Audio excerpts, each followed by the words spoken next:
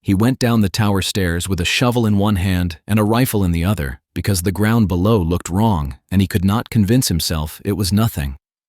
On April 18th, 2013, at Devil's Head Fire Lookout above Deckers, Colorado, a man had already vanished from the same ridgeline, and the last person to see him alive said he had followed footprints that ended in a clean circle. By mid-afternoon, the lookout found fresh drag marks in the duff, not leading away, but looping back toward the tower like someone practiced it. He found a boot print pressed into wet soil beside a cut sapling, and beside it a second print that sat too still, toe pointed at the first, as if someone had waited there. Farther in, he saw a strip of orange cloth tied waist-high on a branch, the kind people use as a marker, but there was no trail to mark. He cut it down and kept going anyway. He did not know a man watched him from behind the trees, close enough to hear his breathing, holding a fuel can and a length of rope. The lookout turned once, sensing movement, and saw nothing. Then he heard a single dry branch snap behind him, and the forest went quiet in a way that felt planned. This is where things went from bad to worse. At the time, I was 32, broke, working as a fire lookout, which is why I took the posting. People called me Miles, and I never cared much either way. I had done seasonal jobs that kept me moving, and the tower felt like a clean deal. Pay for sitting alone and watching ridges, with enough time to think through whatever mess I had made the year before. The district told me the volunteer caretakers, Jan and Russ Perdue, had gone missing sometime the previous day. Their truck sat locked below the gate. Their cabin key sat on the hook.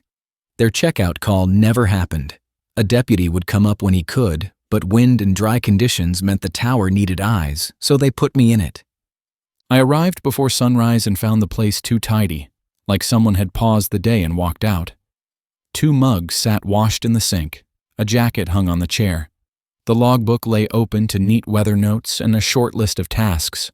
I did my own check, stove, shutters, fire finder, first aid kit, then scanned the ridges until my eyes burned.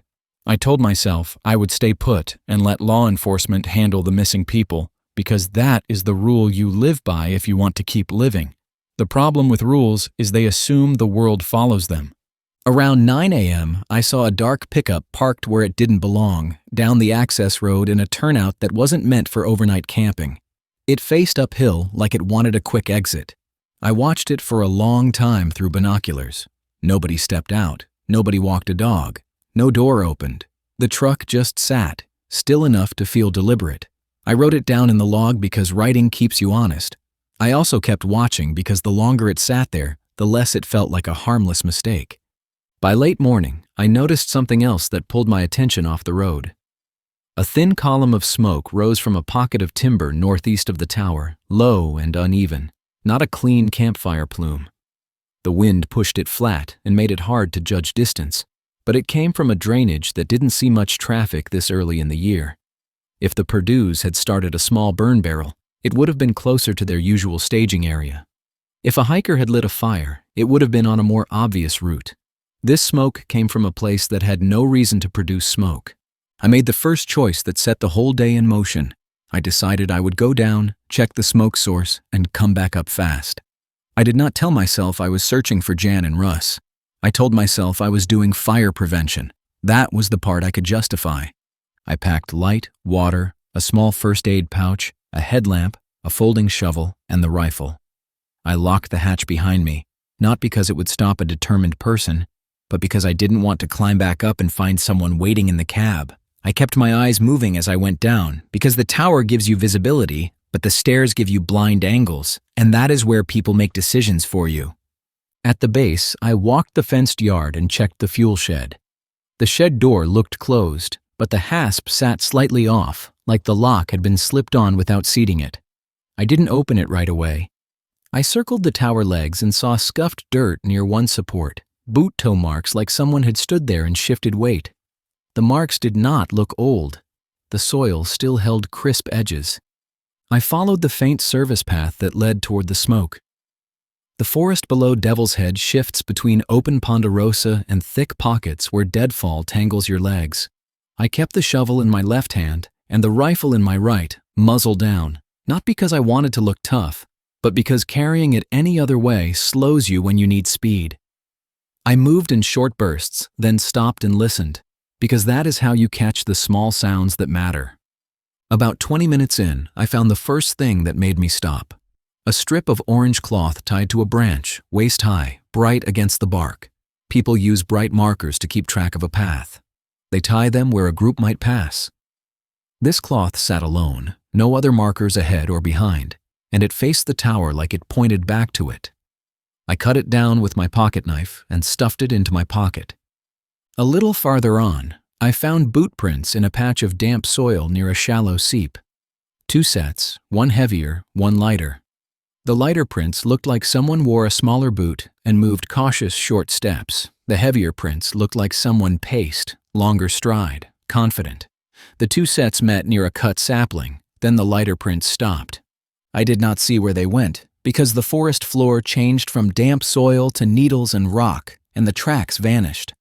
What I did see was a drag mark, faint at first, then clearer, a flattened line through needles and small twigs, not straight away from the seep, but curving in a wide loop. Whoever made it did not drag something downhill toward a road. They dragged it in a circle, back toward where it started, like they wanted to confuse anyone who followed. That is when I understood I wasn't looking at a lost hiker problem. I was looking at a person who thought about what other people would do and tried to stay one step ahead. I took a knee and listened. I heard wind in the treetops and nothing else. No birds, no squirrel chatter. That quiet wasn't magical. Animals get quiet when a human moves wrong through their space or when something new sits nearby. I didn't tell myself I was being watched. I just acted like I might be. I backed up 10 yards, then moved at an angle to keep from walking directly into whatever lay ahead. I pushed through a thicker patch of young trees and saw the smoke source. It came from a shallow pit, recently dug, with ash and charred cloth inside, not a campfire ring. Someone had burned items and covered the remains with needles, like they wanted it hidden, but not too hidden. I used the shovel to pull the cover back. The smell hit me, stale smoke and melted plastic. I saw a torn piece of a laminated card in the ash, half a photo and a strip of printed text. I didn't need a full view to know what it was. The district issued laminated volunteer identification cards, and they looked like that. My stomach tightened in a way I didn't like. I stood up and looked around, slow, because when you find one piece of a person, the next piece often isn't far. I heard a dry branch snap behind me. I turned quick and saw nothing but trees. The snap had come from close range, not far out. I kept my eyes steady and spoke, because sometimes a calm voice gives you control you don't actually have. "Who's there?" I said. "I'm leaving." No one answered. The silence felt personal. I started backing toward the tower, not running, because running turns you into prey and also makes it hard to see what is set in front of you. I watched the ground as much as the trees. 10 yards into my retreat, I caught a thin line in the light, stretched between 2 low branches, the kind you don't notice until it touches your shin. I stopped before it hit me, then crouched and traced it with my eyes. A cord ran across my path, tied to a bent sapling under tension. A simple snare alarm, or worse, something meant to yank your legs out from under you. I stepped over it carefully, then turned farther off my original line. That confirmed what I needed confirmed. Somebody had prepared this area. Somebody expected a person to walk through here, and somebody wanted that person on the ground. I kept moving, and the forest stayed too quiet. I did not hear footsteps behind me, which made it worse. People who follow you out of anger make noise. People who follow you with a plan do not. I broke into a small clearing and saw the tower above the trees. Relief came, fast and sharp, then died when I saw movement near the base. A man stood by the tower legs, not wearing a uniform, holding something long and dark in his hands, angled down like he didn't want to show it until he needed to. He looked up as soon as I stepped into the open, like he had been waiting for that exact moment. He raised his voice, calm and clear. "Put the rifle down." I did not put it down. I also did not aim it at him because I didn't want him to make a decision based on panic. I took one step backward into the tree line and let shadow cover me again. I kept my voice even. "Leave, you don't want this." He took a few steps toward my last position, slow, like he wanted to keep me talking. "You found what you shouldn't," he said. Now you come down here and we handle it."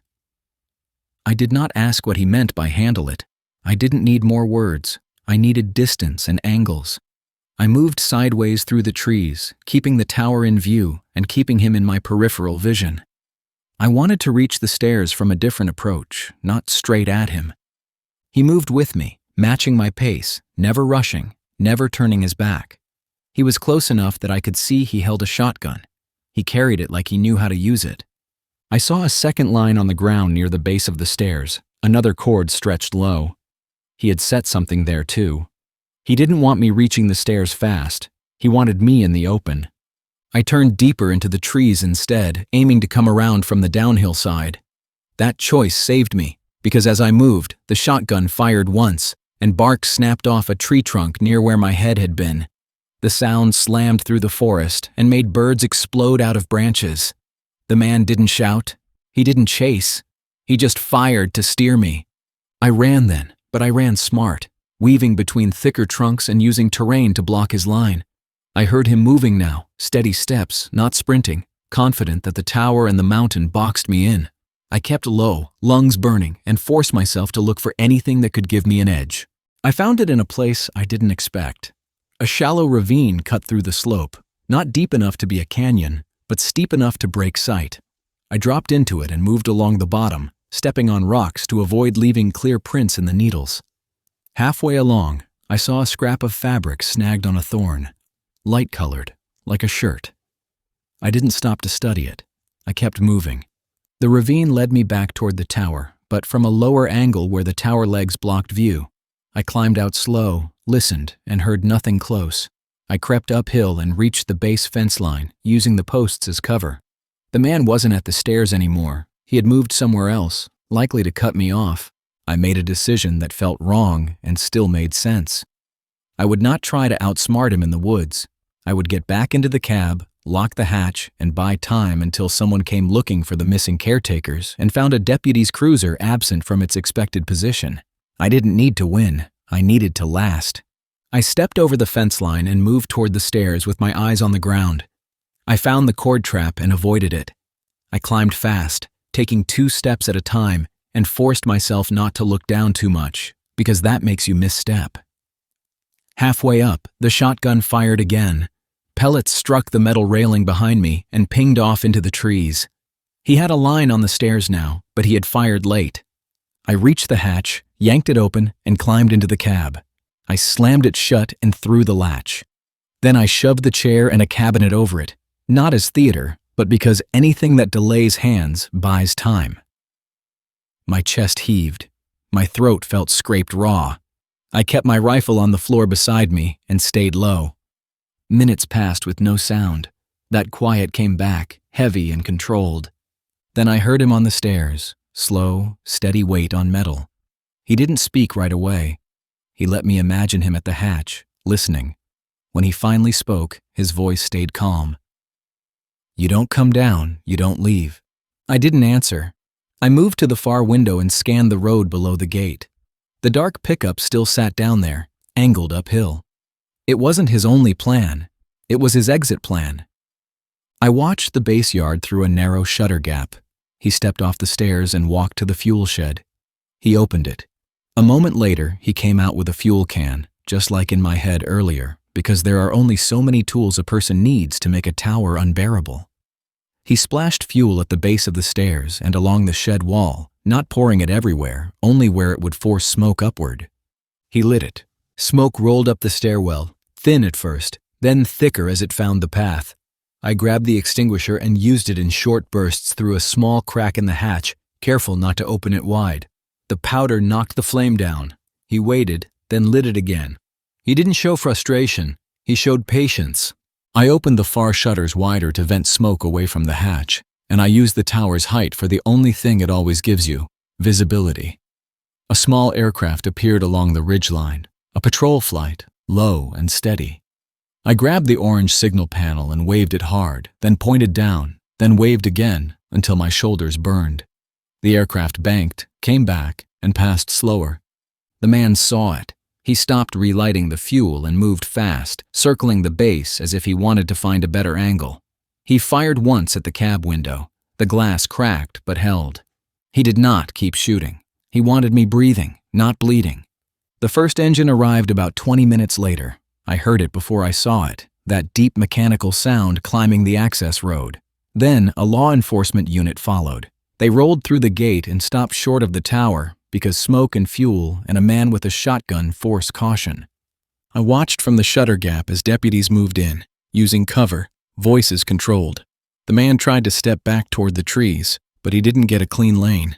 2 units boxed him between the fence and the tower legs. He raised the shotgun once, then lowered it and set it down. Deputies took him to the ground and cuffed him. They did it fast, efficient, no shouting. A firefighter climbed the stairs and called up, "Stay back from the hatch, we're right here." I waited until I saw his helmet through the seam before I moved the cabinet. I opened the hatch and breathed cold air like it was the first real breath of the day. They guided me down. My legs shook hard on the steps, and I had to hold the railing to keep from missing a tread. At the base, the district supervisor stood with her face tight, eyes wet but focused. A deputy walked me to the side and asked short questions, and I answered them as clearly as I could, because clarity matters when people write reports that decide what happens next. That evening, search teams found Jan and Russ Perdue in that same drainage, not far from the burn pit. They also found the missing hiker I had been told about earlier, alive, dehydrated, hiding under deadfall. He had seen the wrong person near the tower and stayed still for hours. That choice saved him. When investigators processed the man's truck, they found more than weapons and fuel. They found a roll of orange cloth strips like the one I cut from the branch. They found rope, a shovel, and a stack of hand-drawn maps with circles around tower sites across the county. They also found a small plastic bag with keys, some tagged like district keys, some cut rough with uneven ridges. One investigator showed me a photo of the key ring later because he wanted to confirm what I had seen. I pointed to the red tagged key and said, "That type belongs to the district." He nodded. Then he pointed at one rough-cut key and said, "This one opened your hatch lock." I stared at the photo longer than I should have. The hatch lock wasn't a common house lock. It wasn't something you open by accident. The investigator said they had a theory about how he did it, but they couldn't prove every step. He had worked seasonal jobs. He had watched people. He had collected small pieces of access over time. I drove off the mountain the next morning with my gear in the passenger seat and the smell of extinguisher powder still in my clothes. I did not miss the tower. I did not miss the view. I only kept seeing those drag marks looping back toward the tower, like someone practiced confusing a person who thought he understood the woods.